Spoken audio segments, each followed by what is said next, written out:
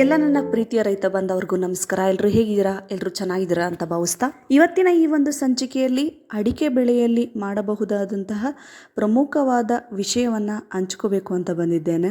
ಸ್ನೇಹಿತರೆ, ನೀವೆಲ್ಲರೂ ಕೂಡ ಅಡಿಕೆ ಬೆಳೆಯಲ್ಲಿ ಅಡಿಕೆಯ ಕಳೆಯನ್ನು ನಿರ್ವಹಣೆ ಮಾಡೋಕ್ಕಾಗ್ದೇ ತುಂಬ ಕಳೆನಾಶಕಗಳ ಮೊರೆ ಹೋಗ್ತಾ ಇದ್ದೀರಾ. ತುಂಬ ಕಳೆನಾಶಕನೂ ಕೂಡ ಪದೇ ಪದೇ ಹೊಡಿತಾ ಇದ್ದೀರಾ.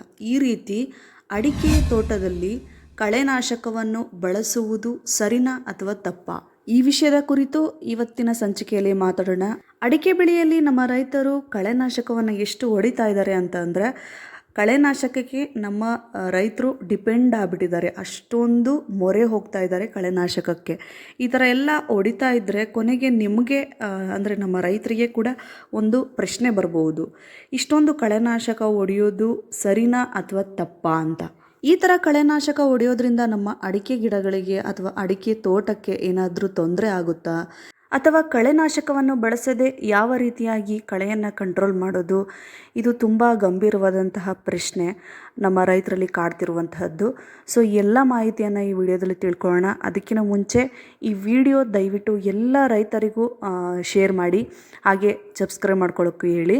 ಈಗ ಪ್ರಮುಖವಾದ ವಿಷಯ ಏನಪ್ಪ ಅಂತ ಅಂದರೆ, ಈಗ ನಮಗೆ ನಮ್ಮ ಹೊಲಗಳಲ್ಲಿ ಅಥವಾ ತೋಟಗಳಲ್ಲಿ ಕಳೆ ಇದೆ ಅಂತ ಅಂದರೆ ಅದು ನಮಗೆ ಉಪಯೋಗ ಆಗದೇ ಇರುವಂತಹ ಒಂದು ಸಸ್ಯ ಅಥವಾ ಗಿಡವನ್ನು ನಾವು ಕಳೆ ಅಂತ ಪರಿಗಣಿಸ್ತೀವಿ. ನಮ್ಮ ಒಂದು ಅಡಿಕೆ ತೋಟದಲ್ಲಿ ಕಳೆಯ ನಿರ್ವಹಣೆ ತುಂಬ ಸವಾಲಾಗಿರುವಂತಹದ್ದು ನಮ್ಮ ರೈತರಿಗೆ. ನನ್ನ ಪ್ರಕಾರ ಅಡಿಕೆ ತೋಟದಲ್ಲಿ ಕಳೆ ಹೆಚ್ಚಾಗಿ ಯಾಕೆ ಹುಟ್ಟುತ್ತೆ ಅಂತ ಹೇಳೋದಾದರೆ, ಯಾವ ಒಂದು ತೋಟದಲ್ಲಿ ಪೋಷಕಾಂಶಗಳು ಜಾಸ್ತಿ ಇರುತ್ತೋ, ಸಾವಯವ ಅಂಶ ಎಲ್ಲಿ ಜಾಸ್ತಿ ಇರುತ್ತೋ ಅಲ್ಲಿ ಕಳೆ ಹೆಚ್ಚಾಗಿ ಹುಟ್ಟುತ್ತೆ. ಈ ಒಂದು ಕಲ್ಲು ಭೂಮಿ ಮತ್ತು ಏನು ಡಿಗ್ರೇಡೆಡ್ ಸಾಯಿಲ್ ಅಂತ ಇರುತ್ತಲ್ಲ, ಆ ಕಡೆ ಕಳೆಯ ಬೆಳವಣಿಗೆ ಕಡಿಮೆ ಇರುತ್ತೆ. ಕಳೆಗಳು ಎಲ್ಲ ಒಂದು ಭೂಮಿಯಲ್ಲಿ, ಎಲ್ಲ ಕೃಷಿ ಭೂಮಿಯಲ್ಲಿ ಒಂದೇ ಥರ ಹುಟ್ಟೋದಿಲ್ಲ. ಏಕೆಂದರೆ ಮಣ್ಣಿನ ರಚನೆ ಮತ್ತು ಮಣ್ಣಿನ ಫಲವತ್ತತೆ ಅನುಗುಣವಾಗಿ ಕಳೆಗಳು ಹುಟ್ಟುತ್ತವೆ. ಸೊ ನಮ್ಮ ಹೊಲದಲ್ಲಿ ಈ ರೀತಿಯಾದ ಕಳೆ ಇದೆ, ಅವರು ಹೊಲದಲ್ಲಿ ಯಾಕೆ ಆ ರೀತಿ ಕಳೆ ಇದೆ ಅಂತ ನೀವು ಡಿಫ್ರೆನ್ಶಿಯೇಟ್ ಮಾಡೋಕ್ಕಾಗಲ್ಲ. ಯಾಕೆಂದರೆ ಈಗ ನಿಮ್ಮ ಮಣ್ಣಿನ ರಚನೆ ಮತ್ತು ಫಲವತ್ತತೆ ಯಾವ ರೀತಿಯಾಗಿದೆ ಆ ರೀತಿಯಾಗಿ ಕಳೆ ಹುಟ್ಟಿದೆ. ಈ ಕಾರಣದಿಂದ ಕಳೆಗಳು ಹುಟ್ಟುತ್ತೆ. ಇದೊಂದು ಪ್ರಮುಖವಾದ ಅಂಶ ಕೂಡ. ಅಡಿಕೆ ಸಸಿ ನಾಟಿ ಮಾಡೋದ್ರಿಂದ ಹಿಡಿದ್ಬಿಟ್ಟು ಅಡಿಕೆ ಕೊಯ್ಲು ಮಾಡೋವರೆಗೂ ಕೂಡ ಕಳೆಯ ಒಂದು ನಿರ್ವಹಣೆ ಸವಾಲಾಗಿರುತ್ತೆ ನಮ್ಮ ರೈತರಿಗೆ. ಕಳೆಗಳು ನಮ್ಮ ತೋಟದಲ್ಲಿ ಇದ್ಬಿಟ್ರೆ ನಮ್ಮ ತೋಟಗಳಿಗೆ ಏನೆಲ್ಲ ಎಫೆಕ್ಟ್ ಆಗುತ್ತೆ ಅಂತ ಅಂದರೆ, ಒಂದು ಕಳೆ ಹೆಚ್ಚಾದರೆ ನಮ್ಮ ತೋಟದಲ್ಲಿ ನೀರು ಮತ್ತು ಪೋಷಕಾಂಶಗಳಿಗೆ ಕಾಂಪಿಟೇಷನ್ ಹೆಚ್ಚಾಗುತ್ತೆ. ಇದು ಸರ್ವೇ ಸಾಮಾನ್ಯವಾಗಿ ಎಲ್ಲಾ ತೋಟಗಳಲ್ಲೂ ಕಂಡು ಬರುವಂತಹದ್ದು. ನಾವು ಅಡಿಕೆಗೆ ಹಾಕಿದ ಪೋಷಕಾಂಶಗಳನ್ನು ನಮ್ಮ ಒಂದು ಕಳೆಗಳು ಬೇಗ ಹೇಳ್ಕೊಂತವೆ. ರೂಟ್ ಕಾಂಪಿಟೇಷನ್ ಅಂತ ಹೇಳ್ತಾರೆ. ಇದನ್ನು ಕಳೆಗಳು ಯಥೇಚ್ಛವಾಗಿ ಹೇಳ್ಕೊಳ್ಳುತ್ತೆ. ನಮ್ಮ ಒಂದು ಅಡಿಕೆ ಗಿಡಗಳಿಗೆ ಪೋಷಕಾಂಶ ಹೋಗೋದು ಕಡಿಮೆ ಆಗಿಬಿಡುತ್ತೆ. ಇದೇ ರೀತಿಯಾಗಿ ನೀರು ಕೂಡ ನಾವು ಏನು ಹನಿ ನೀರಾವರಿಯಾಗಿ ಅಡಿಕೆ ಗಿಡಗಳಿಗೆ ಹಾಕಿರ್ತೀವಿ ನೀರು, ಆ ಒಂದು ನೀರನ್ನು ಕೂಡ ಕಳೆ ಗಿಡಗಳು ಬೇಗ ಹೀರ್ಕೊಳ್ಳುತ್ತೆ. ಬೇಗನ ಕೂಡ ಅಡಿಕೆ ತೋಟದಲ್ಲಿರುವಂತಹ ತೇವಾಂಶ ಕಡಿಮೆ ಆಗುತ್ತೆ. ಇದು ಎಲ್ಲ ರೈತರ ತೋಟದಲ್ಲಿ ಕಾಣುವಂತಹದ್ದು. ಈ ಒಂದು ಅಡಿಕೆ ತೋಟದ ಕಳೆಯಿಂದ ಅಂತರ ಬೆಳೆಗಳಾಗಿ ಬೇರೆ ಯಾವ ಬೆಳೆಯನ್ನು ಕೂಡ ಬೆಳೆಯೋಕ್ಕಾಗ್ತಿಲ್ಲ. ಅದು ಒಂದಾದರೆ, ಈ ಹಾರ್ವೆಸ್ಟ್ ಮಾಡೋ ಟೈಮಲ್ಲಿ ಬಿದ್ದಂತಹ ಅಡಿಕೆ ಗೋಟ್ಗಳನ್ನು ಆರಿಸ್ಕೊಳ್ಳೋಕ್ಕೂ ಕೂಡ ಬಿಡ್ತಾ ಇಲ್ಲ ಈ ಒಂದು ಕಳೆಗಿಡಗಳು. ಇದಲ್ಲದೆ ಹನಿ ನೀರಾವರಿ ಇರುವಂತಹ ತೋಟಗಳಲ್ಲಿ, ಅಂದರೆ ಆಲ್ಮೋಸ್ಟ್ ಹನಿ ನೀರಾವರಿನೇ ಇರುತ್ತೆ ಎಲ್ಲರ ತೋಟದಲ್ಲೂ. ಈ ಥರ ಒಂದು ಸಂದರ್ಭದಲ್ಲಿ ಏನು ಡ್ರಿಪ್ಪಿನ ವೈರ್ ಸುತ್ತುತ್ತೀವಲ್ಲ, ಆ ಒಂದು ಸಮಯದಲ್ಲೂ ಕೂಡ ತೊಂದರೆ ಕೊಡುತ್ತೆ ಈ ಕಳೆ ಗಿಡಗಳು. ಜೊತೆಗೆ ಹನಿ ನೀರಾವರಿಯ ತೋಟದಲ್ಲಿ ಒಂದೊಂದು ಗಿಡಕ್ಕೂ ಕೂಡ ಹನಿ ನೀರು ಹೋಗ್ತಾ ಇದೆಯೋ ಇಲ್ವೋ ಅಂತ ಚೆಕ್ ಮಾಡಲಿಕ್ಕೂ ಕೂಡ ಆಗಲ್ಲ, ಇಷ್ಟೊಂದು ಕಳೆ ಇದ್ದು. ನಾವು ಮಾಡುವಂತಹ ನೀರಾವರಿ ಪದ್ಧತಿ ಮೇಲೆ ಕಳೆ ಹುಟ್ಟುತ್ತೆ ಅಂತ ಹೇಳ್ಬೋದು. ಹೇಗೆ ಅಂದರೆ, ನಾವು ಸಾಲು ನೀರು ಹಾಯಿಸೋದ್ರಿಂದ ಯಥೇಚ್ಛವಾಗಿ ಕಳೆ ಹುಟ್ಟುತ್ತೆ. ತುಂತುರು ನೀರಾವರಿ ಮಾಡೋದ್ರಿಂದ ಅಲ್ಲಿ ಎಲ್ಲಿ ತೇವಾಂಶ ಇರುತ್ತೋ ಅಲ್ಲಿ ಮಾತ್ರ ಕಳೆ ಹುಟ್ಟುತ್ತೆ. ಇನ್ನು ಡ್ರಿಪ್ಸ್ ಮುಖಾಂತರ ನಾವೇನು ನೀರು ಹಾಯಿಸ್ತೀವಲ್ಲ, ಅಂದರೆ ಹನಿ ನೀರಾವರಿಯಿಂದ ನೀರು ಹಾಯಿಸ್ತೀವಲ್ಲ, ಅಲ್ಲಿ ಎಷ್ಟು ತೇವಾಂಶ ಇರುತ್ತೋ ಈ ರೀತಿಯಾಗಿ ಕಳೆ ಹುಟ್ಟುತ್ತೆ. ಹಾಗಾದರೆ ಕಳೆಯನ್ನು ನಿಯಂತ್ರಣ ಮಾಡುವಂತಹ ವಿಧಾನಗಳು ಯಾವ್ಯಾವುದು ಅಂತ ನೋಡೋದಾದರೆ, ಇದರಲ್ಲಿ ಪ್ರಮುಖವಾದಂಥದ್ದು ಅಂದರೆ, ನಾವೇನು ಕಳೆಗಿಡಗಳ ಬೆಳೆದಿರ್ತಾವಲ್ಲ ಅದರ ಬದಲು ಹೊಲನ ಒಡಿಸ್ಬಿಟ್ಟು ದ್ವಿದಳ ಧಾನ್ಯದ ಬೆಳೆಗಳನ್ನು ಬೆಳೆಯೋದು. ಅಂದರೆ ನಮಗೆ ಉಪಯೋಗವಾಗುವಂತಹ ಬೆಳೆಗಳನ್ನು ಬೆಳೆದ್ಬಿಡ್ಬೋದು. ನಮ್ಮ ತೋಟದಲ್ಲಿ ದ್ವಿದಳ ಧಾನ್ಯಗಳ ಬೆಳೆಗಳನ್ನು ಬೆಳಿಬಹುದು.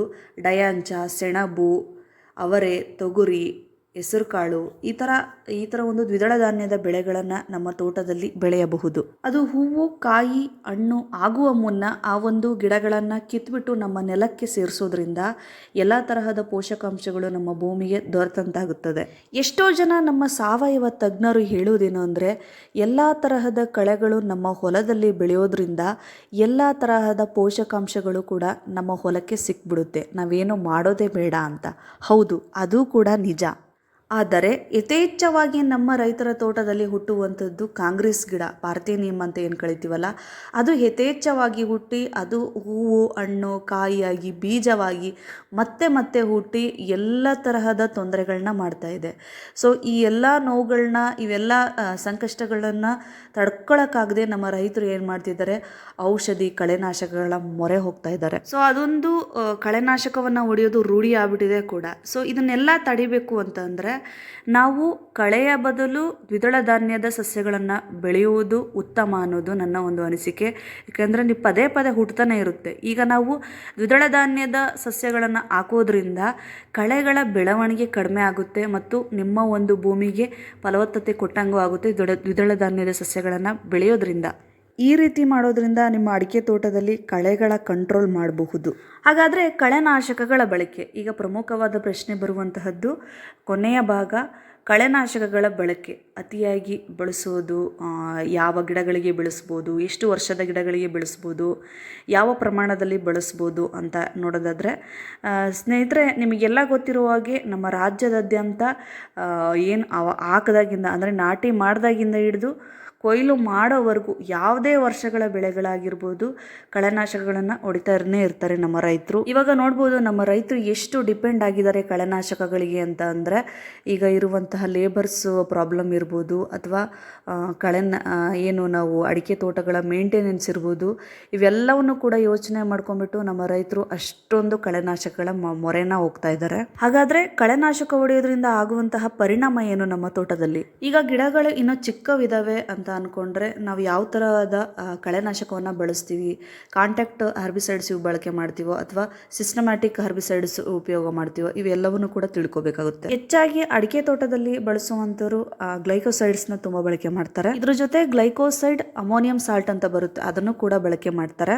ಯೂಶುವಲಿ ಇದು ಎಲ್ಲ ಥರ ಕಳೆಗಳಿಗೂ ಬರುವಂತಹದ್ದು ಅಂತರ್ವ್ಯಾಪಿ ಕಳೆನಾಶಕ ಅಂತ ಹೇಳ್ತಾರೆ. ಇನ್ನು ಹೆಚ್ಚಾಗಿ ನಮ್ಮ ರೈತರು ಹೇಳುವಂತಹದ್ದು ರೌಂಡ್ ಅಪ್ ಹೊಡಿತಿದೀವಿ ಅಂತ ಹೇಳ್ತಾರೆ. ಪ್ರತಿಯೊಂದು ಕೂಡ ಈ ಥರ ಒಂದು ಕಳೆನಾಶಕ ಬಳಸೋದ್ರಿಂದ ಏನಾದರೂ ಟಚ್ ಆಗಿ ನಮ್ಮ ಒಂದು ಅಡಿಕೆ ಗಿಡಗಳಿಗೆ ಬಿತ್ತು ಅಂದರೆ ಗಿಡಗಳು ಸತ್ತೋಗ್ಬಿಡುತ್ತೆ, ಇಲ್ಲ ಅಂದರೆ ಸುಟ್ಟಾಗಾದರೂ ಆಗ್ಬಿಡುತ್ತೆ. ಈ ಥರವಾಗಿ ಪರಿಣಾಮ ಬೀಳುತ್ತೆ ಸಣ್ಣ ಗಿಡದಲ್ಲಿ.